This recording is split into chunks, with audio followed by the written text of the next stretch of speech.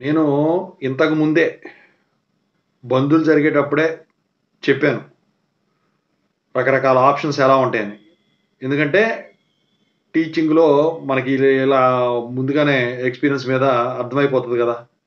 అయితే ఇప్పుడు జరిగితే గనక ఇప్పుడు చెప్పేది చరిత్రలో ఎప్పుడూ జరగనిదవుతది. సో, నేను అక్కడ ఒక మాట కూడా చెప్పాను. "ఎంకి పెళ్లి సుబ్బు చావుకొచ్చిందని" ఈ కాలేజీ యాజమాన్యాలు చేసే బందులు స్టూడెంట్సు నెత్తికి చుట్టుకునేలా ఉన్నాయి.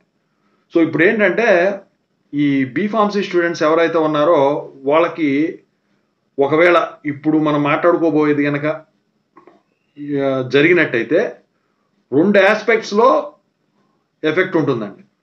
అది స్టూడెంట్స్ పరంగా అయినా కానివ్వండి, కాలేజీల పరంగా అయినా కానివ్వండి, సో, ఇక యూనివర్సిటీ పరంగా అయినా కానివ్వండి. సో, ఇంతకీ అదేంటి?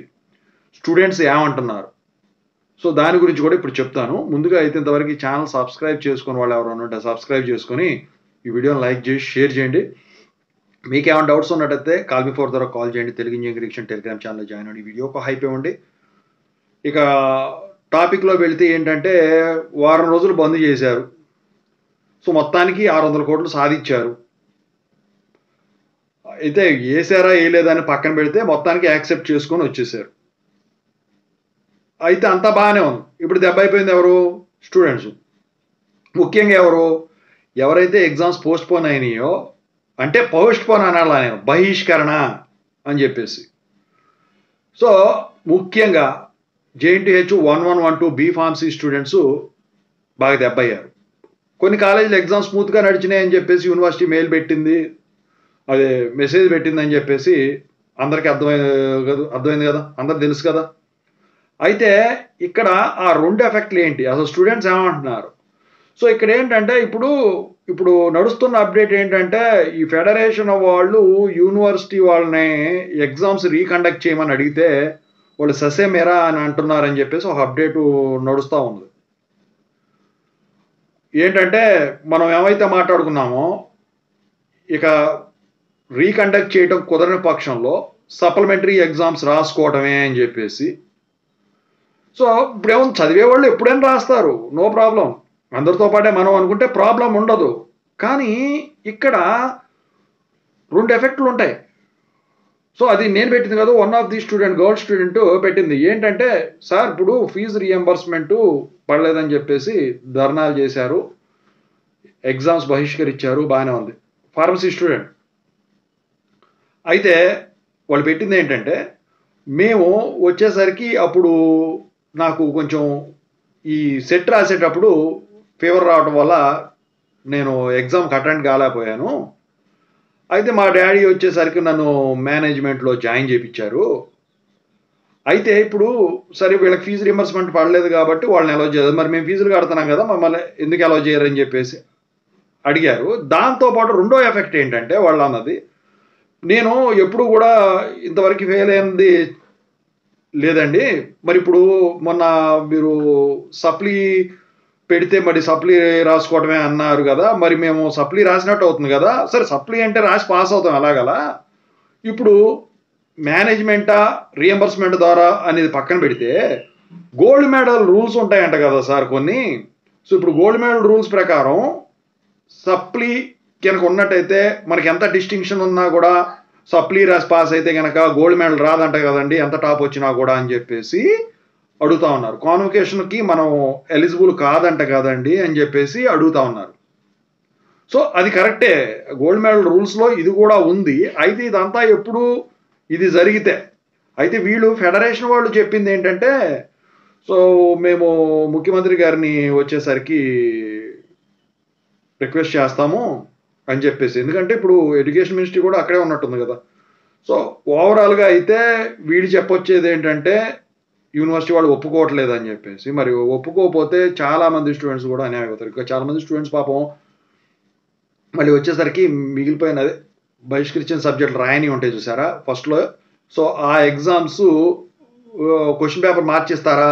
లేకపోతే అదే క్వెషన్ పేపర్ ఇస్తారా? అని చెప్పేసి అడుగుతున్నారు. ఇంకా ప్రిపేర్ అయ్యేవాళ్ళున్నారు. ఎందుకంటే చివర్లో కండక్ట్ చేస్తారేమో అని చెప్పేసేసేసి. అయితే మీ ప్రిపరేషన్‌లో మీరుండండి. నాకు తెలిసి 3 ఎగ్జామ్స్ ఏమో వీళ్ళు పోయినట్టున్నారు. సప్లీ వాళ్ళు కానివ్వండి, రెగ్యులర్ వాళ్ళు కానివ్వండి, 112 బీఫార్మసీలో. సో అవి 3 ఎగ్జామ్స్ కండక్ట్ చేయడం ఎంతసేపులే, కానీ మరి వీళ్ళు ఎట్లాగూ 1 వీక్ 10 డేస్ టైం ఉంటుంది అకాడమిక్ ఇయర్ స్టార్ట్ కావడానికి.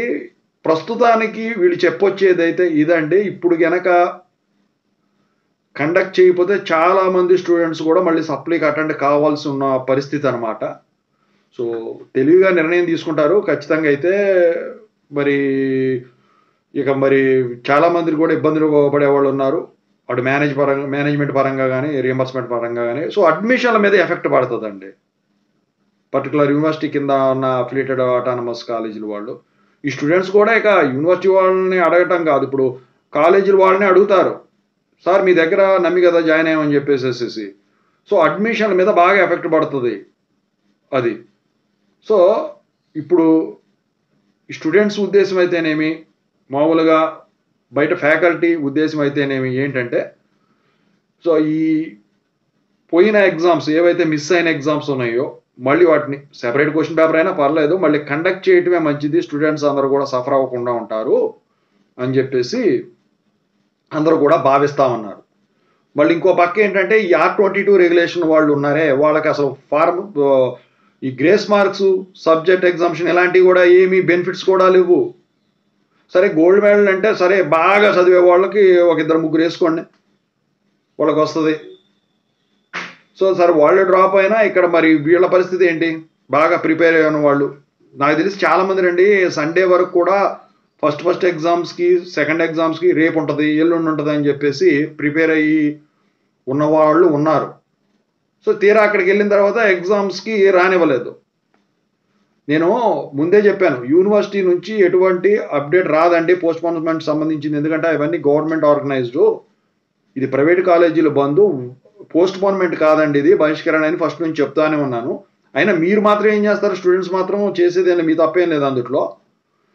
ఇక అదంతా కూడా ఈ కాలేజీలు వాళ్ళే చూసుకుంటారు, మేనేజ్మెంట్లు వాళ్ళు.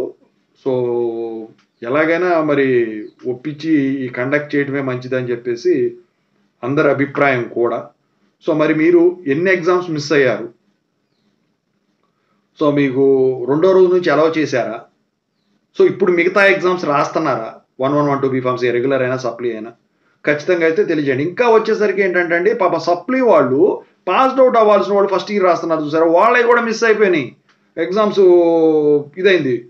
ఇప్పుడు సప్లీ అంటే ఇప్పుడు మళ్ళీ వాడికి వచ్చేసరికి అకాడమిక్ ఇయర్ అనేది ఎక్కడికో పోతుంది. ఇప్పుడు పాస్డ్ అవుట్ ఇయర్ మారిపోతుంది కదా, అంటే పాస్డ్ అవుట్ ఇయర్ కొంచెం డిలే అవుతుంది, దానివల్ల కెరీర్ ఎఫెక్ట్ అవుతుంది. సో అది కూడా ఒక ఎఫెక్టే. ఇప్పుడు సప్లీ వాళ్ళకి కూడా ఒక ఇబ్బందే అది, ఎందుకంటే ఒకటి సబ్జెక్ట్ వచ్చి కెరీర్ అయిపోతే చాలా చాలా ఉండదు, 10-12 సబ్జెక్టులు ఉండి ఆగితే ప్రాబ్లం ఉండదు, కానీ బాధపడరు. కానీ దగ్గరకు వచ్చి ఇదైతే అంత కష్టపడితే ఎరాజ్ చేసిన తర్వాత ఇది కూడా లాసే, కాబట్టి చూద్దాం ఏమవుతుందో. ఎనీవే మీకు అంతా మంచి జరుగుతుంది, no problem. Thank you so much.